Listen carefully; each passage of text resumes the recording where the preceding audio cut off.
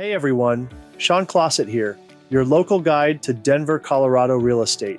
Every week, I talk to people from all over the country who are planning a move to our incredible city, drawn by the dynamic job market, the vibrant culture, and of course, the majestic Rocky Mountains. But moving to Denver isn't like moving anywhere else. Our unique environment and lifestyle come with a specific set of challenges that can catch newcomers by surprise. Today, we're not just talking about the pros and cons, we're going deeper. We're going to cover the 5 biggest mistakes to avoid before moving to Denver, so your transition can be as smooth and successful as possible. The first and most fundamental mistake people make is underestimating the altitude and the intensity of the Colorado climate. People hear 300 days of sunshine and picture a perfect paradise, but the reality is much more nuanced. Denver is the mile-high city for a reason, sitting over 5,280 feet above sea level. This isn't just a fun fact, it has a real physical impact on your body. The air is thinner, which means you'll likely feel winded more easily for the first few weeks. The key to acclimating is hydration. You need to drink significantly more water here than you're used to. The low humidity that makes our summer days so pleasant also means your skin and sinuses will be much drier. But the biggest factor is the sun. At this altitude, the atmosphere is less protective and the UV radiation is about 25% more intense than at sea level. You can get a serious sunburn on a cool, cloudy day in March. Forgetting sunscreen and a hat isn't just a vacation mistake, it's a daily health risk here. Understanding and respecting the altitude is the first step to truly enjoying the Colorado lifestyle. The second major mistake is misjudging the cost of living and the competitiveness of the housing market.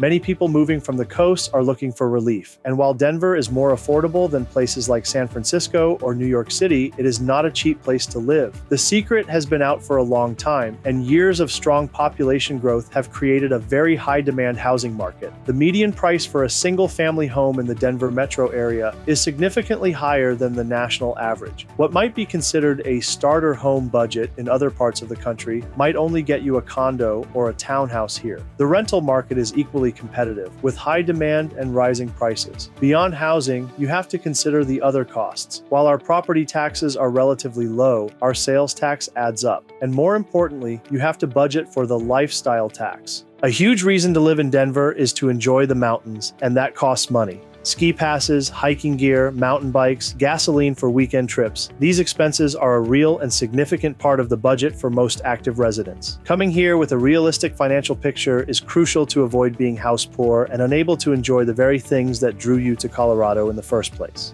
This brings us to the third mistake, which is a romantic but impractical dream I hear all the time. Thinking you can live deep in the mountains and easily commute to your job in the city. The vision of a log cabin in Evergreen or Idaho Springs with a 45-minute drive to a downtown office is, unfortunately, a fantasy. The reality of that commute is I-70. During the week, it's a busy highway with its own rush hour. On weekends, especially during ski season or on a beautiful summer day, it can become a parking lot. It is not an exaggeration to say that a 60-mile trip back to Denver from the mountains on a Sunday afternoon can take 3, 4, or even 5 hours. Furthermore, mountain weather is a serious factor. A heavy snowstorm can lead to road closures, effectively trapping you at home. To live that life, you absolutely need a reliable all-wheel drive or four-wheel drive vehicle and the patience of a saint. A much more practical and enjoyable approach for most people is to live in a Denver metro neighborhood that has great access to the mountains, like those on the west side such as Lakewood or Golden. This allows you to have a reasonable daily commute while still being just a short drive away from the trailhead on the weekend. The fourth mistake is failing to understand that Denver is not one single place. It's a mosaic of incredibly distinct neighborhoods, each with its own character, price point, and lifestyle. Choosing the wrong neighborhood for your personality and daily needs is a recipe for dissatisfaction. For example, Capitol Hill and Uptown are dense, historic, and highly walkable, filled with beautiful old apartment buildings and a younger, vibrant crowd, but parking is a constant challenge. The Highlands and Lowhigh, just northwest of downtown, are trendy, foodie hotspots with a mix of charming old bungalows and sleek, modern architecture. Central Park to the east is a sprawling master-planned community that feels very suburban, with great parks and schools, making it a huge draw for families. And then you have Reno, the River North Art District, which has an industrial chic vibe, filled with breweries, art galleries, and modern loft-style living.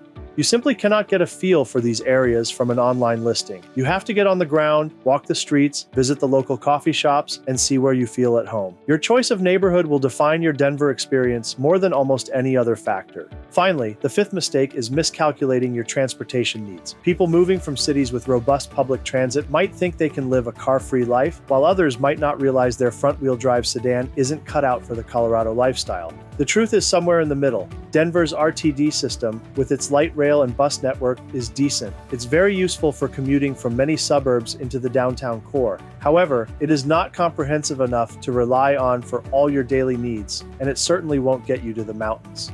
To fully experience Colorado, a car is a necessity. And more than that, the right car is important. If you have any intention of skiing, hiking in the winter, or traveling on mountain roads during a snowstorm, a reliable all-wheel drive or four-wheel drive vehicle is not a luxury. It's an essential piece of equipment. It provides a level of safety and reliability that a standard car just can't match when a storm rolls in. Factoring the cost and necessity of the right vehicle into your moving budget is a practical step that many newcomers overlook. Denver is an amazing place to build a life filled with opportunity and unparalleled natural beauty. But a successful move here requires more than just packing boxes. It requires preparation and a healthy dose of reality. By understanding the altitude, budgeting for the true cost of living, choosing your location wisely, and having the right transportation, you can avoid these common pitfalls. You can set yourself up for a smooth transition and immediately start enjoying everything our incredible city has to offer. If you're planning your move and want to make sure you have the best local knowledge on your side, I'm here to help you navigate the process and find the perfect spot to call home.